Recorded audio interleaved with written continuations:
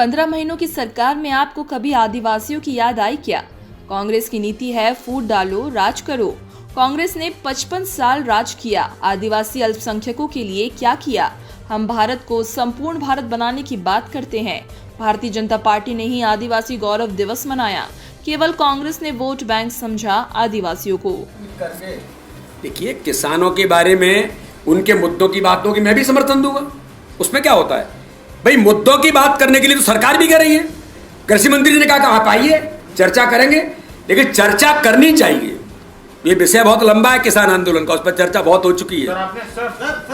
हीरा लाल कांतिलाल भूरिया को भी आगे लाने का काम कांग्रेस ने नहीं किया। गरीबों को ऊंचा उठाने का काम भारतीय जनता पार्टी ने किया है।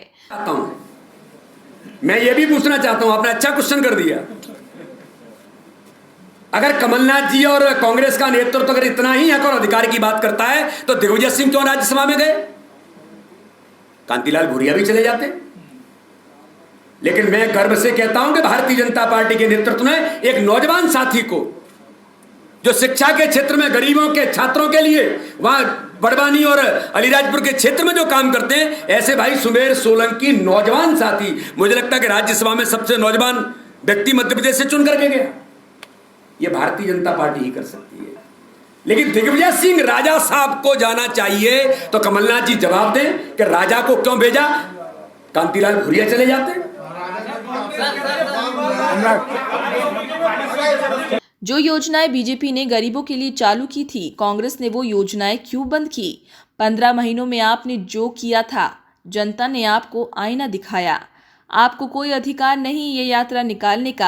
आपने आदिवासियों को धोखा दिया है। वीडी शर्मा ने कहा। डटा है भाग्य विधाता, फोटो शेयर किया है।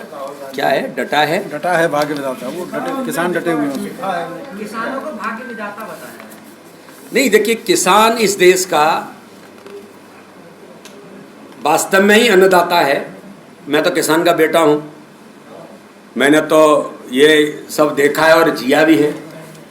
लेकिन कहीं न कहीं मध्य प्रदेश तो ठीक है, पूरे देश के अंदर केंद्र में माननीय प्रधानमंत्री जी से लेकर माननीय कृषि मंत्री जी से लेकर सबने इसके बारे में तो बहुत साफ कहा है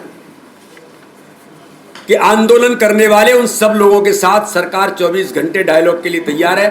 क्या चाहिए, लेकिन वो ये नहीं चाहते क्या होना चाहिए। उनको तो एजेंडा दिख रहा है, इनके पीछे एजेंडे काम करने वाले लोग हैं। जो किसानों की बाकी जो चीजें समस्याएं सबकी होती हैं, आंदोलन भी होते हैं, वार्तालाप भी होते हैं, समाधान भी निकलते हैं। ये तो एक सिस्टम है, पद्धति है। लेकिन वो ये नहीं चाहते, वो तो इसको चलाना चाहते हैं जिससे ये एक समाज में इसको हम भ्रम बना के रखें कि भारतीय जनता पार्टी की सरकार तो हमेशा कहती है, लेकिन वो अपनी बात करने को तैयार नहीं होते हैं। अभी भी आपने देखा, कुछ दिनों पहले कृषि मंत्री जी ने फिर कहा था हम तैयार हैं डायलॉग के लिए, आइए। कौन से मुद्दे हैं जिन पर बात करनी है, लेकिन बात करने को तैयार होते नहीं है। इसलिए राहुल गांधी या वगैरह वगैरह सब जो है ना, वो ना भाग्य विधाता को जानते, ना अन्नदाता को जानते, ना कभी उन्होंने इन चीजों को देखा। वो तो केवल इस प्रकार के मुद्दों पर राजनीतिक रोटियां सेकना चाहते हैं, जो मुझे लगता है कि इस देश में संभव नहीं है।